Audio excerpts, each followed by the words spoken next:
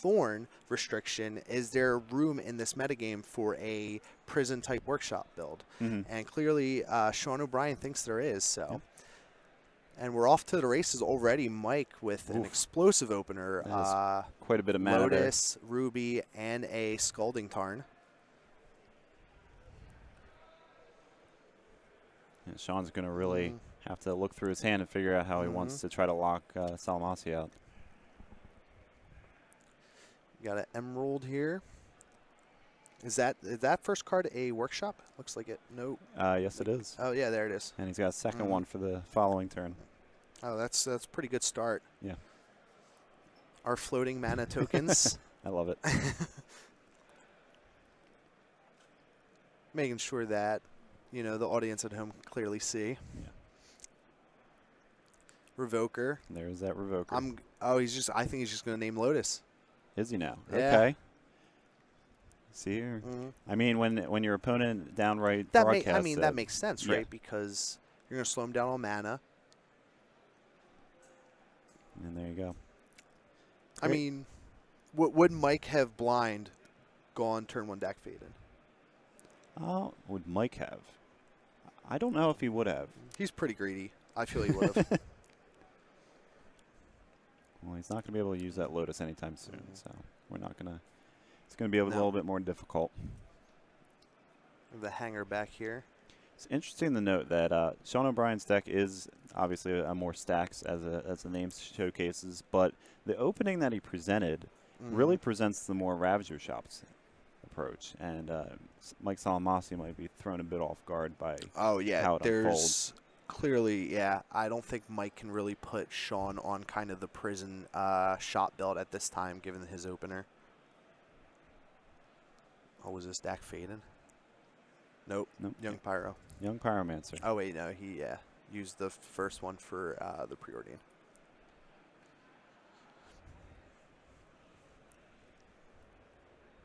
So that Young Pyromancer, if he has any, looks like he might have a Gush in his hands, which will kind of bombard the Revoker. So, and Gush, interestingly enough, is not quite as good versus the prison shop builds.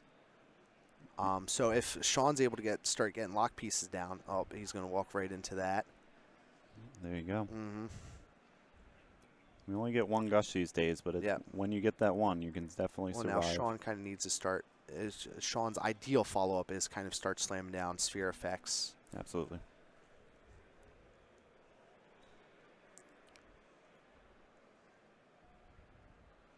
And there's one of the prison pieces. And we have the smokestack coming down. So we're going to have smokestacks racing against elementals.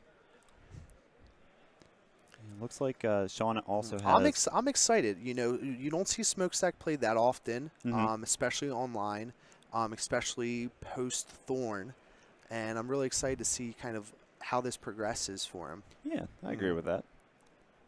It's going to be interesting. He has a Steel Hellkite in the mana to cast it in his hand right now, so we might see that as the follow-up.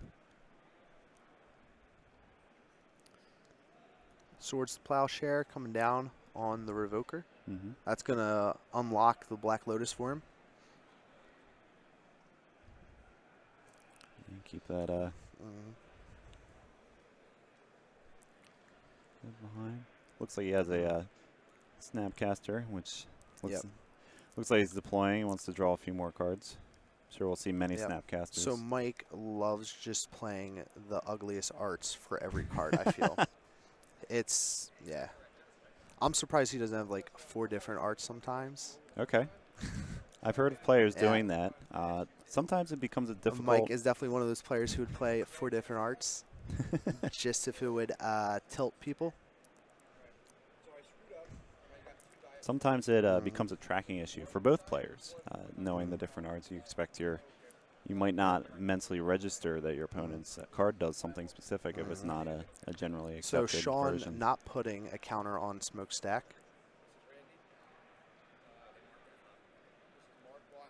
He's... I feel like the... Why would you... What would be the argument for not putting the counter on the Smokestack? I think the argument would be that you haven't locked Mike down enough yet to really be able to break the symmetry. He doesn't have doesn't have any spheres. He doesn't have a crucible. He really just doesn't have anything to get ahead on permanence. Mike's Well, now he has a steel Hellkite. he does have a steel Hellkite. So that's going to be able to gobble up some permanents here. Assuming that Mike can't deal with it. With how Snapcaster filled his list is, he might be able to draw into one and rebuy that Swords to Plowshares.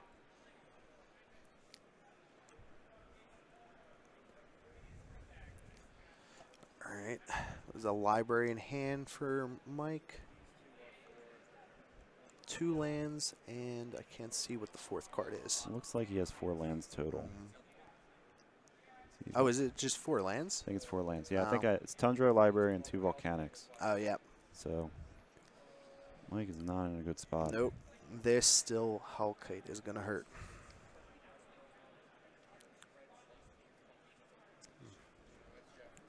Now, Sean is probably not going to ramp up the smokestack this turn either for the same reason as last turn. But if he's able to successfully destroy the, say, the 2 2-drops or the tokens, what did you think you would go for if your Steel Hellkite connects here? Oh, you go for Young Pyro, right? That Okay. way you can stop the tokens from coming on. That's fair. Because if you get into a token battle, I mean, you have Hangerback that's going to put you ahead when you sacrifice it. Mm-hmm. And a Factory, always a fine beatdown. Is he going to, do you just start pumping here, Steel Hellkite? I don't think you can if you're going to blow up the Pyromancer. Yeah, but it looks like he's tapping 2. And there they go. Good call. So interestingly enough, Mike won't be taxed with all the lands in his hand, but he also has just no business right now. Right. Looking to draw, looks like he drew a blue card. What was it? Can't tell what it is either. It looks like Force a Force of Will. Yeah. Yep.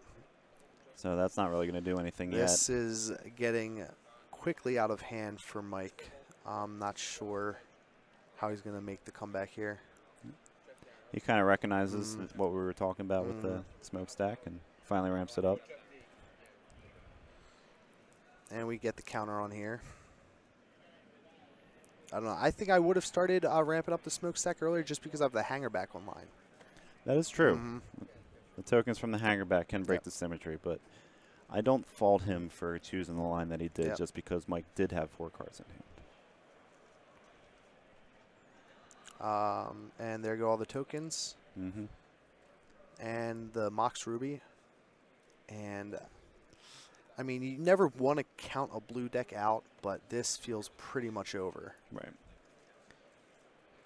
I mean, maybe Landak Faden here. He did draw a kinda gets you in this. Snapcaster, so that allows him to Snapcast, say, the Swords to Plowshares.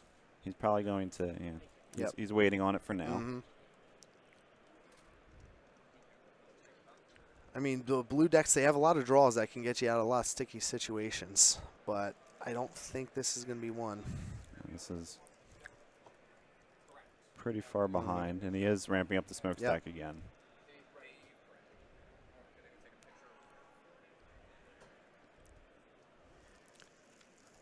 And I think they're discussing when the triggers went on.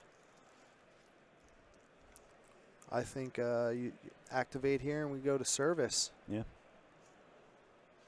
So if he swings out, puts Mike Salamasi at 1, so he probably chump blocks with the Snapcat, or 1 if he, assuming he Swords Plowshares the Steel Hellkite, which is the only reason why he's still playing right now. So he's going to have to snap. He's going to have to get rid of the Hellkite. He's not going to be able to block the Hellkite.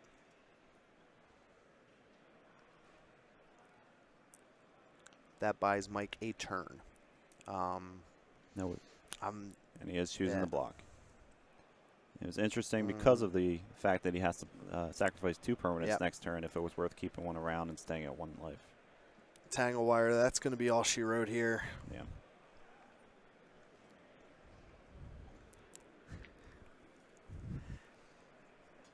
And it looks like Mike Salamasi is going to lose game 1 here. Sean O'Brien. And then it looks like Sean, Mike's having Sean explain the triggers, how he's putting them onto the stack. Just kind of see. Yeah. In this situation, it's not as important since there's so few permanents on Salamasi's I side. think Mike's just kind of, checking to see he understands his triggers. Yeah. I mean, and for someone playing a prison workshop deck, I would believe they are pretty well in tune with what the triggers are. Yeah. Especially someone Yeah. willing to play. I mean, it it so doesn't bravely hurt the now. check, right? You got to do that check. Yeah. It's like when you're in limited or something, you swing your 2/3 into their 2/3, right? You got to see if they're gonna, fall for it or let it in. You got to do almost kind of the bluff check. Yeah. You All gotta right, make so sure. heading the sideboard here, Mike's got 2 by Force, 2 Mind Break Trap, 2 Pythic Needle, 1 Pyroblast, 1 Red Elemental Blast, 2 Rest in Peace, 1 Swords of Plowshares, 2 Wear and Tear, 1 Abrade, and 1 Containment Priest. What does Sean have? Sean is working with a Null Rod, 4 Grafdigger's Cage, 1 Tormod's Crypt, 1 Ensnaring Bridge. He has 2 Wormcoil Engines, 2 Dismembers, 2 The Tabernacle at Pendrell Vale, 1 Bajuka. Do you think they're English or Italian? Ooh, good question. I saw the beta Mox Emerald out there, so I think the Jet was as well. I wasn't Oh, we paying attention. fancy now. So I think he's fancy. I think he has the English. I feel like he does. 1 Bajuka Bog and 1 Swamp. 1 Swamp. 1 Swamp. Sometimes you need that basic land if in case they Ghost Quarter you or Path to Exile you. Oh, baby. Yeah. I have seen during the VSL, Bob Maher was running a workshop deck, and he had 1 Wastes in the sideboard. Well, there you go. Expecting the Ghost Yeah. Quarter. Yeah. So if he's expecting that, maybe you board in that There Swamp. you go. So, I mean, Wastes is not as good as Swamp at casting Dismember. So what do you think Sean brings in here? I think Sean absolutely brings in the Tabernacles. Without a doubt, that is how you break open the fact that he's on a token strategy with the Young Pyromancers. Beyond that, I maybe Ensnaring Bridge, just because he's a creature-based damage deck, although there are a number of Planeswalkers in Salamasi's deck, so it's a really tough call. I don't think... Do you like the Dismembers, Wormcoil, any of that in here? Not really. No? I think the Tabernacle is really the go-getter. Maybe... I would say maybe the Bajuka Bog, just to hedge against the Delve spells, but...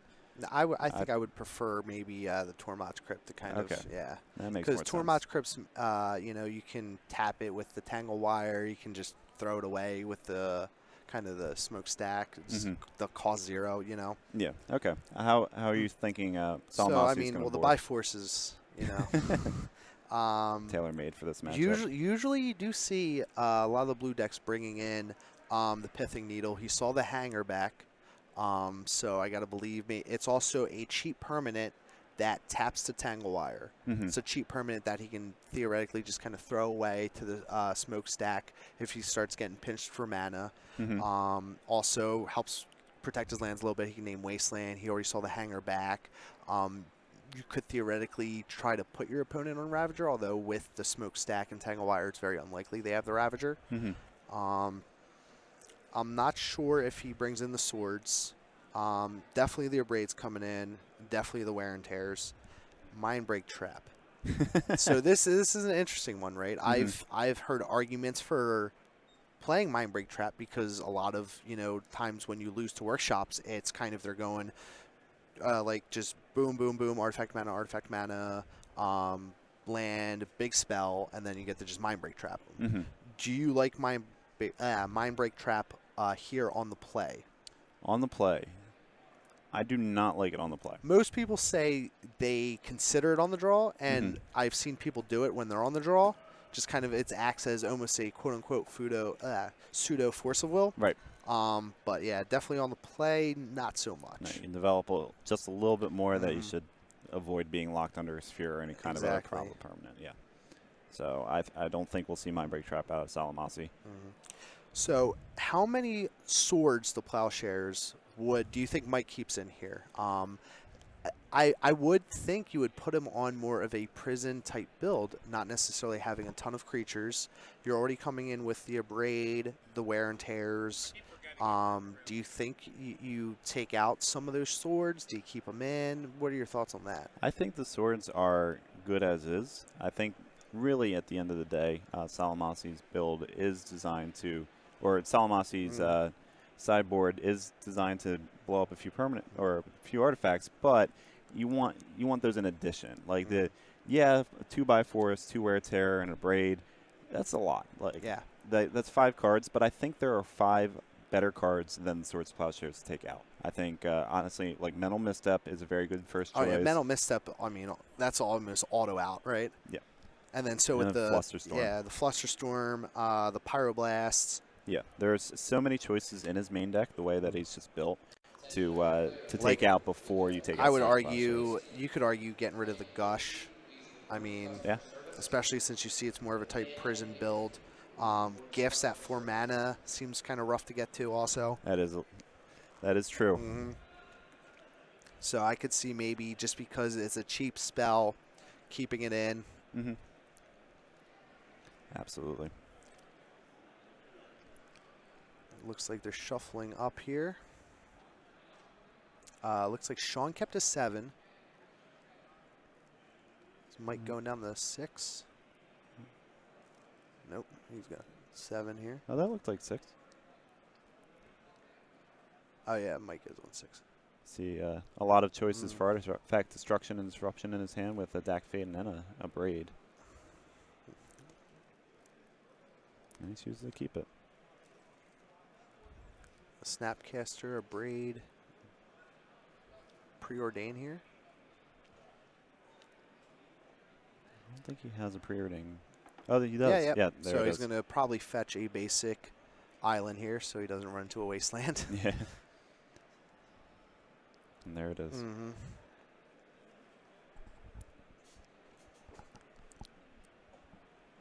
Does he only have 1 land, or?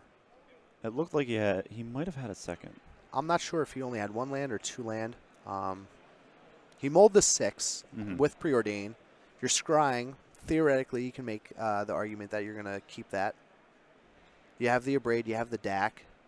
If you start hitting your land drops here, you're going to definitely be able to get ahead. Bottom's kind of rough for the Preordain there. Oh, yeah. So hopefully that pans out well from I'm Salamasi. pretty sure he only has 1 land. Oh, well, you got Recall. That's pretty good. I think that was the blind draw off the Preordain, if I'm not mistaken. Workshop. Get our mana token ready. Revoker. Dak Faden? I got a, blind name Dak Faden here. Didn't want to jump on you there too quick, but we all know. Day. I want to snap that one off. Mana Crypt. Looks like we're going to have access to 3 mana here.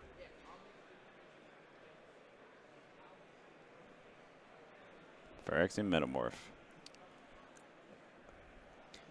Metamorph. We're going to pay 3 mana and 2 life for another Phyrexian Revoker.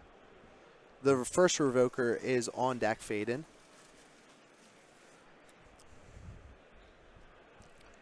The Metamorph is a copy of Revoker, and it's going to name Jace Vryn's Prodigy. Interesting choice. I don't think there is a Jace in Salamasi's Jace deck. is not in Mike Salamasi's deck. Jace the Mind Sculptor is. Not Vryn's Prodigy.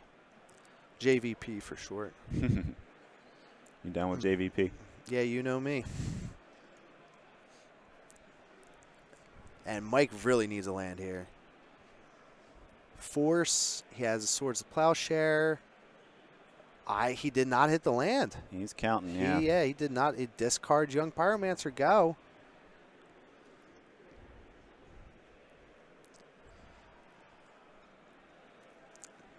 And Sean way ahead right now.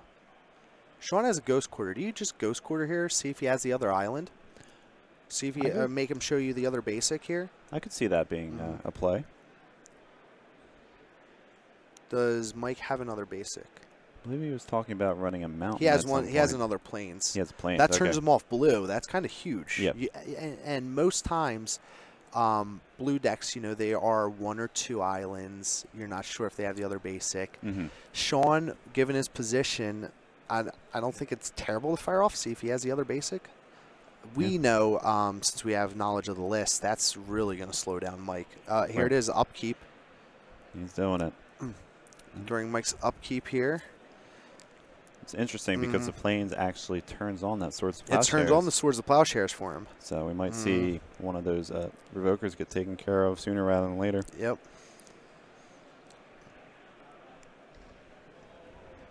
Did it during upkeep with how mana works. He's not going to be able to carry that all the way through. Mountain.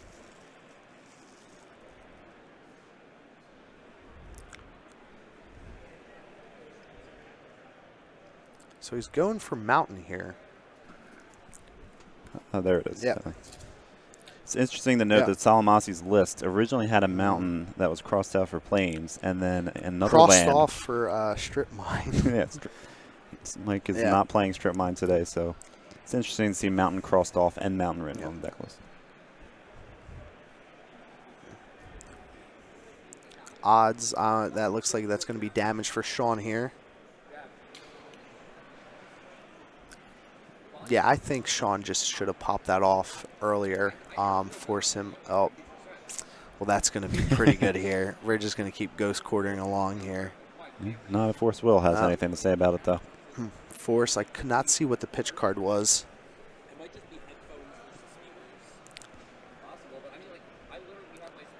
Yeah, I feel the volume's gone up a little bit. It's fine.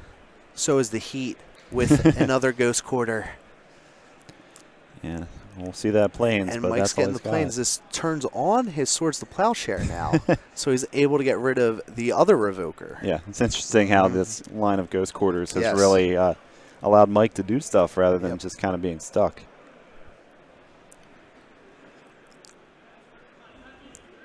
And so kind of the Ghost Quarters are keeping Mike allowed to play relevant spells. Although he has a Preordain, he would love an island. And there's that Swords. And Mike just trying to fend off until he can at least get to some blue mana here. Start digging through his deck. A Mox Pearl. Yep, not quite blue. Nope. And Sean with the Mana Crypt. Oh, evens, no damage. Yep. A Wasteland. Oh, man, looks like we're just going to turn on Factory here and try to start beating. And Mike finally hits the fetch land. So he's back in this game a little bit with having access to dig with his Preordain. Mike's still another source of way from being able to kind of play Dak Faden. Is that Bifrost in his hand right now as well? Yes. Okay, so.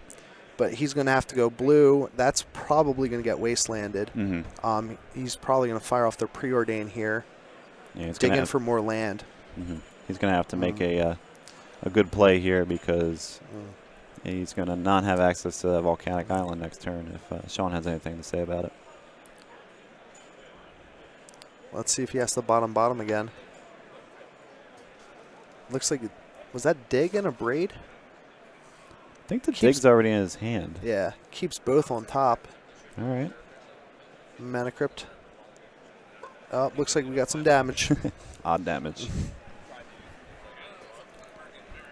Oh, that's a good draw for Sean here. Picking up a Sphere of Resistance here. That's probably going to run into Mike's Force of Will. I would believe so. Mike has Force of Will. Is he going to pitch the dig or Dak? Which one would you pitch? Do you need to counter this? Mike did not feel the need to counter this. No, I would have pitched the dig at that point, but didn't look like he decided on either. Big bucks, no whammies, and we get an even. He warmed that die well enough that turn. Looks like the Tabernacle's in Sean's hand. Okay. I'm not surprised by that addition. Tangle Wire. And that one deserves to be Force Willed because that really locks him out. Yeah. That one's going to need a Force. Yep. And he's going to pay the mana for the Sphere of Resistance. Attacking in. And we get the Factory Beats. Now, despite Bifrost being a pretty good card against this Stacks deck, he really doesn't seem to have a way of dealing with Factory right now. No, he does not have a way to deal with the Factory, although Sean is running out of gas off the top here. Yeah. Sean's debating if he wanted to show him the Tabernacle or maybe kind of hold it back. It's interesting to kind of play the Tabernacle here to represent, like, I don't really have a land to play this turn other than this one that doesn't produce mana. So maybe he's kind of broadcasting being landless at this point to kind of sandbag that Wasteland to do more damage. That's a good point.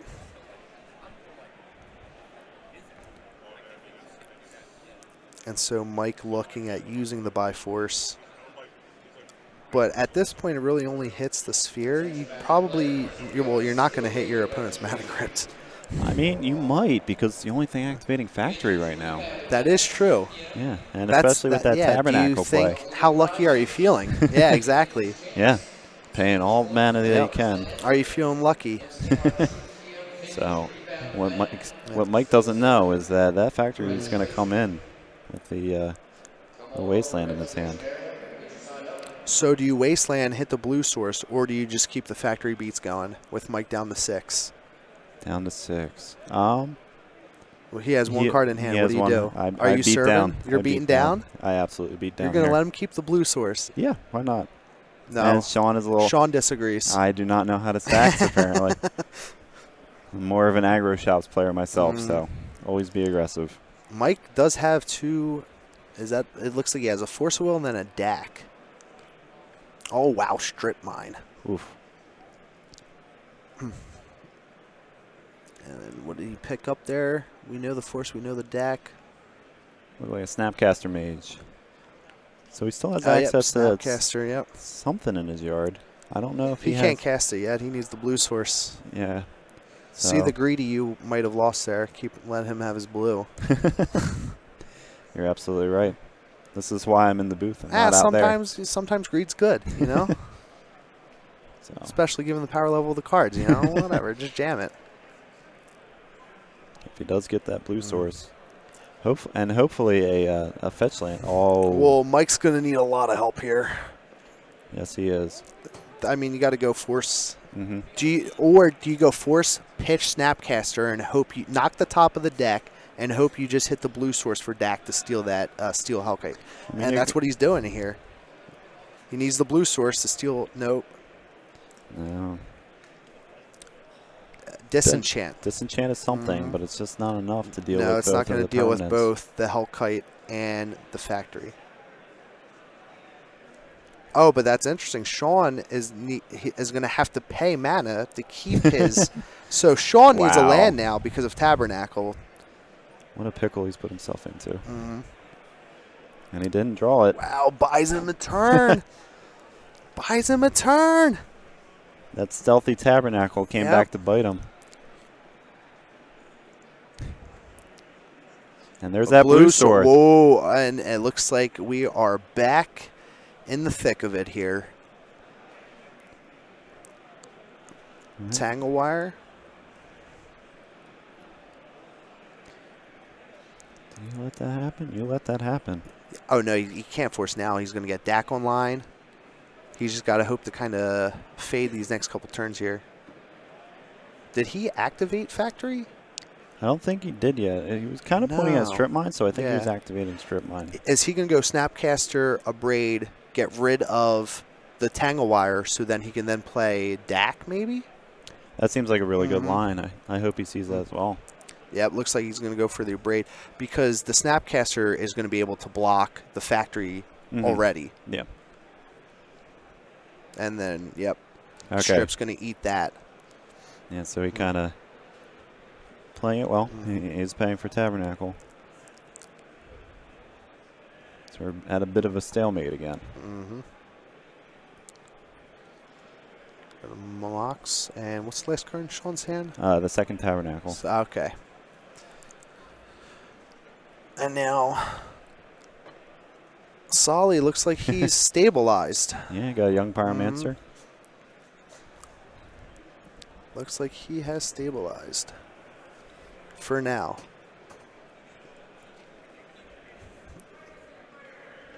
Buckle in. It looks like we're going to be grinding this one out now. So it does. Inventor's Fair. Not doing much yet. And Mike's drawing the lands now. He's got another He got enough Snapcaster. time, yeah. It's going to lock him down a little bit if he creates too many creatures. And Mike really can't attack yet until he can deal with the factory. Because the factory can just activate, block, and then pump. Oof. He's got to deal with 2 factories. Yeah, that's it's going to be interesting with the he can attack and pump this turn, so we'd have to double block in order to take care of it. That might be the correct play, though, because he doesn't know that he has the follow-up Snapcaster.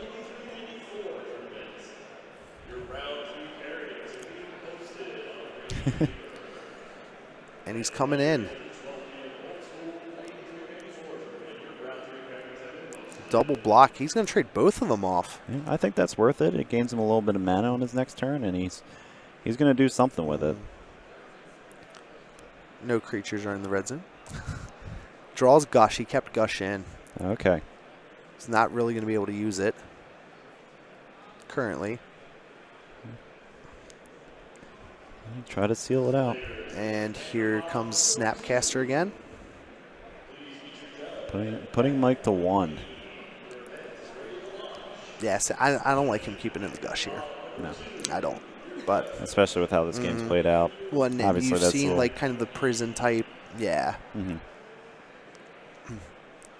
Snapcaster is gonna braid or swords. It looks like it's getting a swords. He's just gonna flash it back because the Snapcaster is gonna be able to deal with it on its own, and it's gonna slow down Sean's follow up here. He can't play a creature then because Mike would still have the flash or the flashback on the swords. Right. So we see a deck. Looks like he's plussing it, probably getting rid of Force of Will, which is basically useless at 1 life.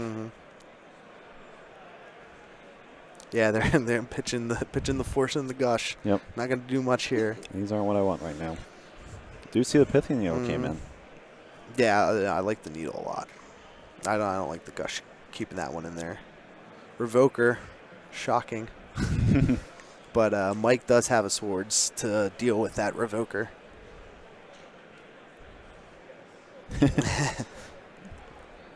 We already named that one earlier, so we still have that paper. And we get a draw. Dak's going to tick up. Is that Needle going to come down? It might. We draw Mox and land. 2 Pitch fetch in land. some lands. What's the other card in his hand? Sword Swords. Splash, Okay, yeah. so it doesn't play the Needle yet. No need to show the Needle at this time. What does Sean have in his hand? I can't really tell. It's got a Precursor Golem, I believe. Yeah. The second Tabernacle still on 1 unknown. So, and as a benefit of not using that swords, you know, like I said, with other Snapcasters, because Mike's playing 4 Snapcasters, he still keeps, you know, a plow in the graveyard. He didn't have to use it there. Yeah, it's very, very nice. Might just play this Precursor Golem. Or not. He does not play the Precursor Golem. He was kind of thinking about it, though. Maybe trying to feign something to now make Mike it's think. interesting how drastically this has kind of started the shift in Mike's favor now. Mike was almost on the brink of death. And Jace the Mind Sculptor is pretty good against a deck that's only drawing 1 card a turn. Yeah. Get rid of that one. We don't like it.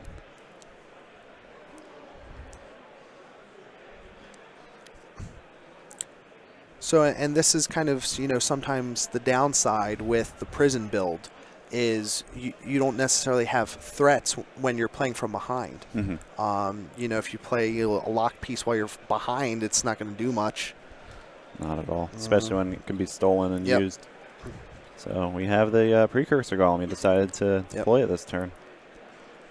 Interesting that he will only be able to pay for 2 of the golems next turn. Does Mike just steal one and then bounce one, or Mike kind of has an embarrassment of riches here in terms of options that he can do. Which is he couldn't really say a few turns ago. Yeah, no, he was able to draw his way kind of out of it. I mean, he's got options to just, Swords of Plowshare, let his opponent gain 9, stay on the Fate Seal plan. Yeah. Chase does represent a win condition if he can lock his opponent out. He's going with that option. Yep. I'm going to take a peek. You can keep that one. Dak looks like he's going to steal Golem.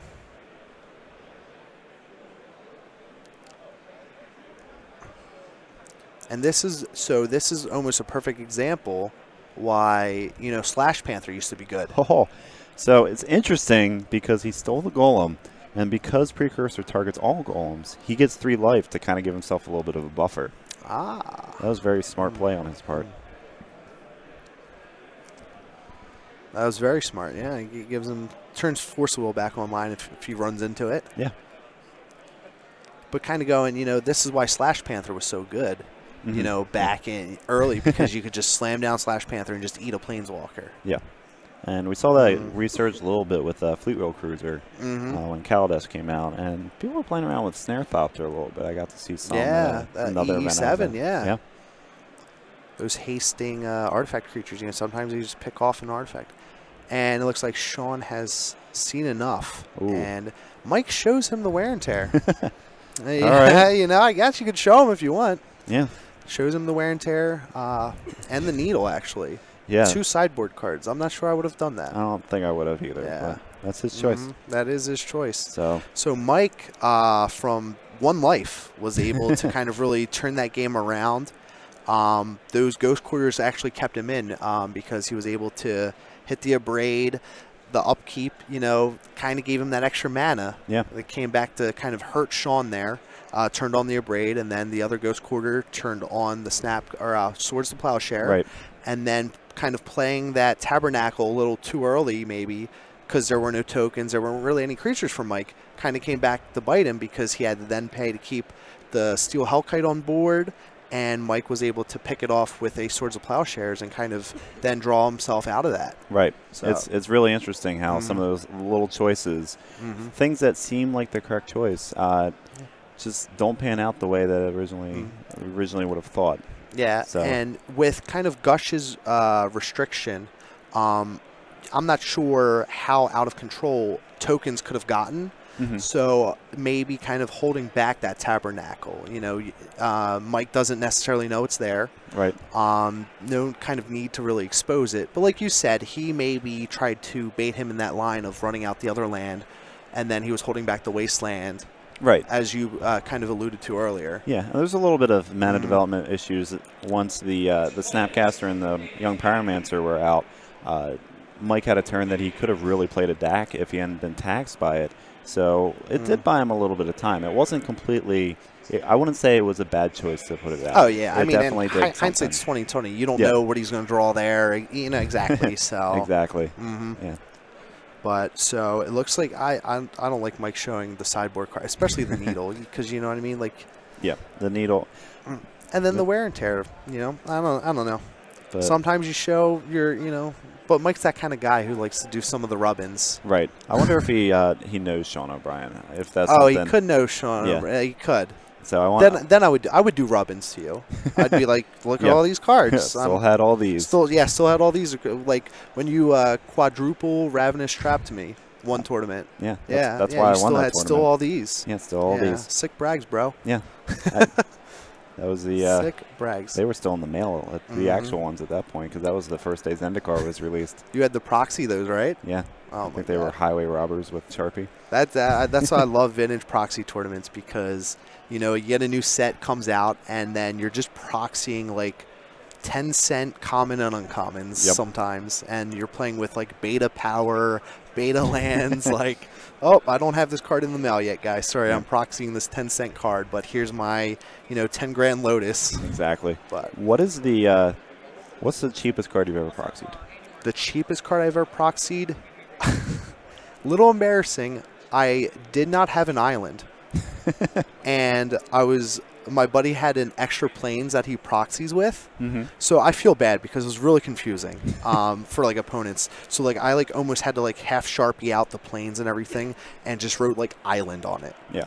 But yeah, because like I made a last minute change because like for workshop decks I was like, oh, I'd rather have an extra basic island, and so but Okay. I feel bad for my opponents because it was a little confusing. I had It to is a bit. sharpie it a little harder, and they're like, wait, you're fetching up planes with this, and I'm like, oh, sorry guys, it says island there. Yeah. So that's kind of the downside to proxy sometimes, Mhm. And Luckily, we don't have to see any on camera. exactly. It looks like both players kept their 7. Believe Sean went to 6. Did he? Okay. Yeah. Mike has library on the draw Yeah, that's a with 7. and a Lotus of his own. Yep. Ooh, Turn 1 Lodestone Golem. he's letting it happen. Yep. Not going to slow down that Lotus at Yep. all, so we might see it come out. Yeah. Oh yeah, Lotus definitely gonna. Oh, and a wear tear. Oh, that's a very strong start for Mike here. Yeah, with the Yep. hate cards that he has in his hand, we might see like, yeah, go ahead, play some more Yep. artifacts. Yeah, Lodestone Golem. Lodestone's gonna get into the red zone with the Moxes and Lotus on Solly's side. There used to be a time and a place where you play 4 Lodestone Golem. That's Oh, hard to imagine these yeah. days. And looks like we have follow-up Tanglewire. Pretty good follow-up. This is reminiscent of the old. And there we go. The 1-2 punch. Yep. Come So- on, Mike. Take that gush out. What are you doing? It'll be interesting if he Yeah. gets to the point, because he's a little behind with his current hand size, if the Gush ends up coming back to allow him to activate library. Hindsight's 2020. Hindsight's 2020. And then Mike he has it all. Yeah, there's quite a few Yeah. options in his He's hand. got an abrade still. And that's just instantly getting abraded. Yeah. That's interesting because Sean has nothing else there, permanent-wise. Right. So it's not like Sean can tick it up yet at this time. Looks like, a recently restricted OP Thorn coming down. Oh, look. Oh, we're floating, we're gushing. We're gushing. Yep, got to use one of the mana. Man, like, and this is what I'm saying. Like, if Sean has like wasteland effects, he gets to just punish him really here. But Chooses not to activate library. I mean, sometimes you just too many cards, bro. I don't need it. Well, he know? also, depending on what his line is, Yeah. he might be. He just might need that mana instead. Yeah, he just wants to dig. Gives himself an extra mana. Thorn's up, so if he draws into like a Force of Will, he wants to have that 1 extra mana up in case he needs to Force of Will something. Mm-hmm. Yeah, and there's plenty of forces to choose from, and it's 7. And he chooses 0 of them.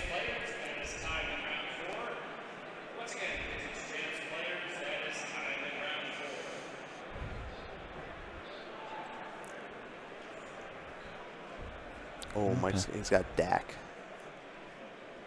Yep, and there's the library activation. Doing it on his opponent's upkeep. He didn't want to discard the hand size. Didn't want to discard the hand size. Didn't have Force of Will. He need to keep open yet. So Good choice.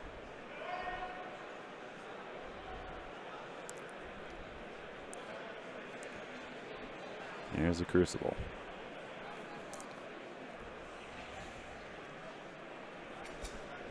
We didn't see any sort of Wasteland or Ghost Quarter or Strip Mine in his hand. yeah, to really kind of take advantage of that.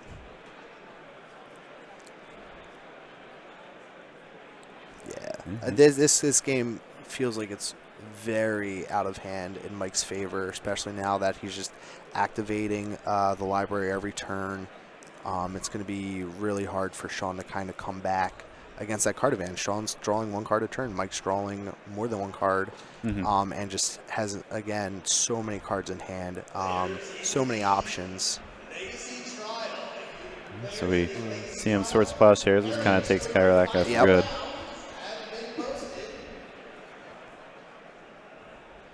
That tangle wire, though, is going to stick around for a little bit. And it looks like in response, we're going to draw another card here, try to get some more permanents.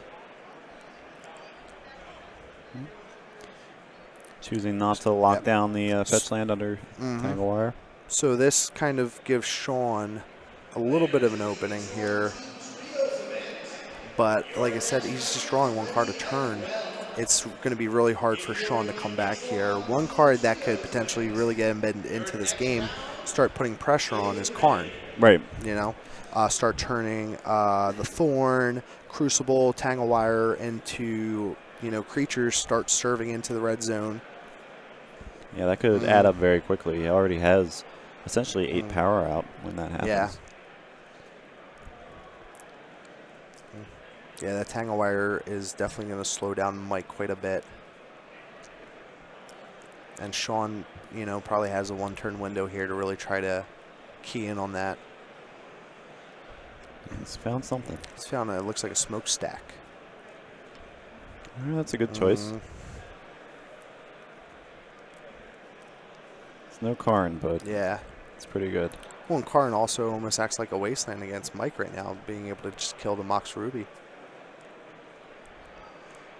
It's interesting. Back when I used to play a little bit of smokestacks back in the day, and the engine that you really wanted to get going that kind of had an infinite loop to it was some sort of sphere effect. Usually Trinisphere, that would be the best. Crucible Worlds and Smokestack. And it's interesting that he has all 3 of those pieces out. But I don't know if Mike's going to allow him to keep all 3 of those out for very long. And Sean just got to keep ramping up the smokestack here and kind of hope. Yeah, I mean, if you're in Sean's seat, you don't feel good where you're at right now. Mike's just got so many cards in hand, has library active, you know, it's another Crucible.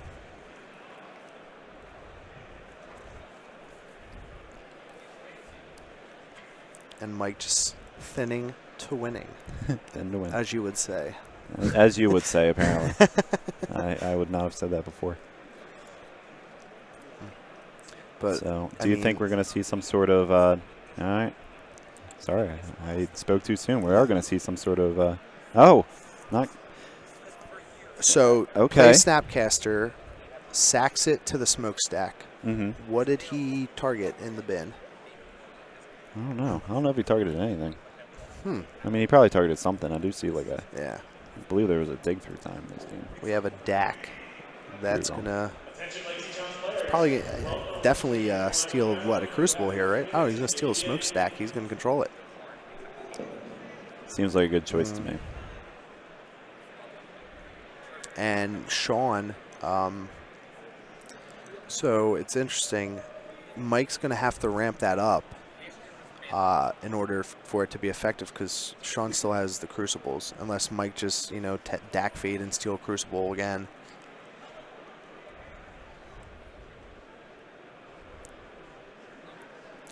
Yeah, that's a simple way of getting rid of the smokestack.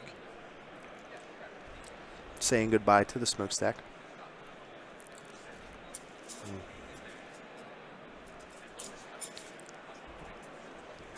And this game, I mean, this game's really out of hand now. Yeah, Mike has drawn quite a few cards. Mike is almost at the point where he is close to solitaire with his deck and just like, all right, I'm just going to draw these cards. I'm going to do this. I'm going to do that. There's nothing you can do.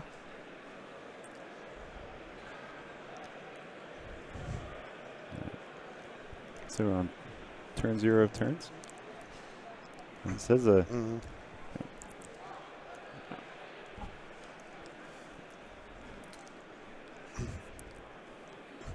What was that? We are drawing close to the end of the round, so. Well, and that's kind of right. Like, how does Mike close this game out now? Are they in turns? They're in. They are in turns. Okay. So I don't know how Mike closes this game out. It looks like it's going to be a draw. Yeah, I don't really know either. There could be some sort of line that he finds with with if the Tabernacle So, wasn't out, Young Pyromancer and well, that's the Time problem. So Walk. Tabernacle's out. He can't really create that critical mass. Mike doesn't have any like Vault Key or Storm type shenanigans in there. Yeah, it doesn't really have direct damage. And that's unfortunate. Yeah, I 'cause feel we're gonna be playing to another draw here. Actually, those earlier games felt so Yeah. quick that I really thought that this Mhm. was going to be something that was like Yeah. in and out. exactly. No, it's Mike. I think had such a huge card advantage that he didn't really try to pressure with just even throwing down snaps to start attacking and chipping away at the life total like he should have. Right. And I think he needed to be a little more aggressive just with when he had all the cards in hand and just kind of really forcing the issue. And Sean just kind of really, Mike had all the answers on that opener. Mm-hmm. And then Didn't seal it yeah. out quick enough. Mike has a time walk. That's not going to do much. We're just preordain. We have an ancestral recall. Lots of opportunities to we're find a going to win draw all condition. the cards into a tie here. He's going to try. Yeah. So Sean is on 13 life. So they're on turn 2. I guess in theory, with that dismember kind of hitting Sean for 4 life, you might have a window. It's possible. Yeah, he's definitely going for it.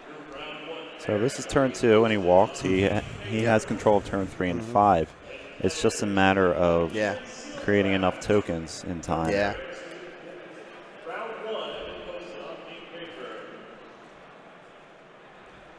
He played a needle and then forced it just to create that extra choke. That's quite a bit. Brainstorm Age, yep, he's going for it. He wants to win it. He doesn't want to He's draw definitely it. trying to go for it. I admire your effort, Yeah. Mike. It might just pay off. Time walk turn. So he has 5 things to pay for. Thankfully, Soul Ring makes that a little bit easier.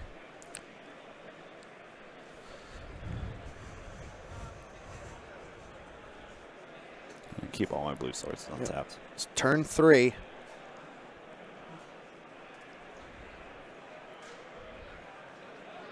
Ooh, Disenchant. spicy. So Mike has 6 power to attack with this turn. He needs 7 power to attack with next turn. A simple disenchant your whatever is good. Yeah, exactly. So he's going to preordain because he can't guarantee the disenchant's going to connect with something. Exactly. So he'd rather not disenchant his own monster. It looks like Ruby. a Snapcaster. Yeah.